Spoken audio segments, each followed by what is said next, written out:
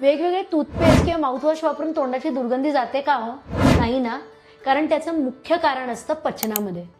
सकाळी उठून जरा तुमची जीभ बघा, ती जर कोटेड असेल किंवा व्हाईट असेल तर ह्याचा अर्थ तुमचं पचन नीट नाही आहे, तो पोट नीट साफ होत नाही आणि म्हणून जे दोष साठतात ते जिभेवर जाऊन चिकटतात आणि त्याच्यामुळे मुखदौर्गंध्य किंवा तोंड अस्वच्छ वाटायला लागतं. नमस्कार, इग्नोर्ड रिच्युअल्सच्या 3ऱ्या एपिसोडमध्ये आज आपण बघणार आहोत जिव्हा निर्लेखन. तर ज्यावेळेला आपण माउथवॉश वापरतो ना, तर बरेचसे माउथवॉश हे अल्कोहोल बेस्ड असतात, ज्याच्यामुळे तोंड अजून कोरडं पडतं, दात स्टेन होतात. वेरॅज आयुर्वेदामध्ये या सगळ्यासाठी एक सोपा उपाय सांगितलेला आहे, तो म्हणजे जिव्हा निर्लेखन किंवा टंग scraping.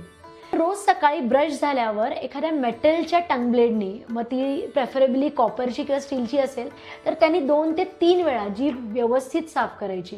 You will be surprise की किती घाण निघते आणि लगेच दुसऱ्या मिनिटाला तुमचं तोंड स्वच्छ वाटायला लागतं, हलकेपणा येतो आणि मुखदौर्गंध्यसुद्धा दूर होतं.